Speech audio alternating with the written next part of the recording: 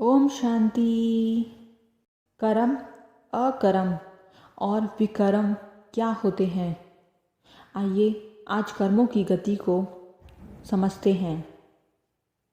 अकर्म की गति बहुत गुह्य है।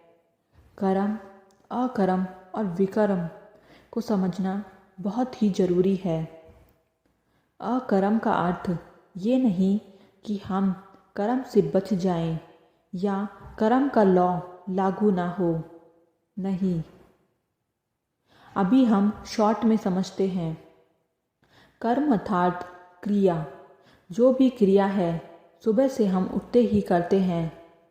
नहाना, धोना, खाना, पीना सब कर्म ही है। माना ये क्रिया ही कर्म बनती है। और इससे दो प्रकार के कर्म होते हैं। एक विकर्म अर्थात पाप कर्म और दूसरा अकर्म अर्थात पुण्य कर्म या देही अभिमानी की स्थिति से किए हुए कर्म। और हमेशा वो अच्छा ही होता है। तो विकर्म का मतलब है देह अभिमान में आकर के विकारों के वश होकर कोई भी कर्म करते हैं तो वो विकर्म बनते हैं। माना पाप कर्म ही कहा जाता है और नेगेटिव एनर्जी भी कहा जाता है। अकर्म का अर्थ है देही अभिमानी अर्थात आत्मिक स्थिति में स्थित होकर कोई भी कर्म करते वो अकर्म होते हैं। माना कर्म करते हुए भी कर्म के बंधन से मुक्त अर्थात कर्म के बंधन में हम नहीं आते हैं, तो यही है अकर्म। सतयुग में अकर्म नेचुरल होते हैं क्योंकि वहाँ हम देही अभिमानी नेचुरल होते हैं, लेकिन उसका पुरुषार्थ हमें अभी करते हैं। यही हमें भगवान सिखाते हैं। इस कलयुग के अभी इस संसार में रहते हुए भी कैसे हम इस संगम युग पर कर्म बंधन से मुक्त होकर कर्म संबंध बनाएं। तो इस समय हमें प्रैक्टिकली अकर्म की स्थिति बनानी है। जैसे जब किसी भी कर्म की कितनी भी बड़ी भोगना आ जाए तब हमारे पास दो ही रास्ते हैं। एक, उस भोगना को बढ़ाओ, माना रिएक्ट करो और जैसा वो बिहेव करे वैसा हम भी करें और उस पाप कर्म को बढ़ाओ। और दूसरा है हम उसको परिवर्तन करते हैं, माना पॉजिटिव कर्म से परिवर्तन कर पुण्य बनाना। इसमें ही मेहनत है। कोई कितना कैसा भी व्यवहार करे फिर भी हमारे मन में उनके लिए शुभ भावना ही उत्पन्न हो। इसके लिए बाबा ने हमें ड्रामा का ज्ञान दिया है और कर्म की गुह्य गति का भी ज्ञान दिया है। इन दोनों को अगर हम प्रैक्टिकल में यूज़ करें और हम इस कर्म को अकर्म में परिवर्तन कर वो स्टेज बना सकते हैं। और योग से हमारे चक्र के ब्लॉकेजेस भी खुलते हैं और आत्मा में शक्ति भरती है।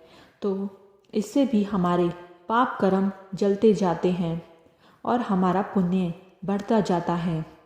जब चक्र खुलते हैं हमारी कुंडलिनी सहस्त्र चक्र तक पहुंचती है। माना हम आत्मा शक्तिशाली बन जाते हैं, पुण्य से भरपूर हो जाते हैं। इसलिए जब हमारे चक्र खुलते हैं तब गुण हमारे नेचुरल हो जाते हैं और तब देही अभिमानी स्थिति भी बनती जाती है। और इसकी निशानी है कि कब चक्र खुले हैं। जैसे जैसे हम देही अभिमानी बनते जाते हैं, गुणों की धारणा करते हैं, वैसे हमारे जीवन में संतुष्टता नेचुरल हो जाती है। कोई भी दुनियावी चीज़ में हमारा मन नहीं लगेगा और निस्वार्थ प्रेम होगा। जब हमारा अनाहत चक्र खुल जाता है तब हमारा निस्वार्थ प्रेम सारे विश्व की आत्माओं, प्रकृति सहित सभी चीज़ों के लिए हो जाता है। और हम समय निकालते हैं और उसके आधार पर ही नंबर 1 पढ़ते हैं। 33 करोड़ कलम लगती है, लेकिन 9 लाख ही कलम निकलती है और नई सृष्टि के लिए वो कलम तैयार हो जाती है। वही पूर्वज है, कुल देवियाँ बनती हैं। महत्वपूर्ण प्रश्न है कि अकर्म क्या कर्म के सिद्धांत को ठुकराता है? नहीं, कर्म का फल तो सबको भोगना ही है।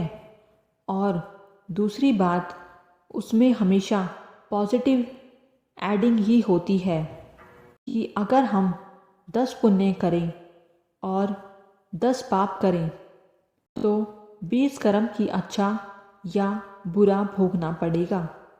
ऐसा नहीं पाप में से 10 खलास हो जाए।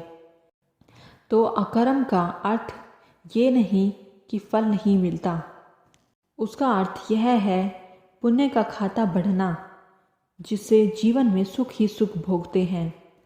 योग ही हमारे 7 चक्र खोलती है, अंतमति सो गति हो जाती है और हम संपूर्ण और स्थायी सुख के अधिकारी बनते हैं।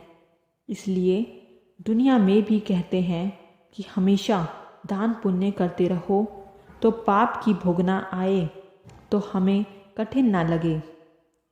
तो वो तो टेम्पररी सुख और ये है स्थायी सुख। ओम शांति।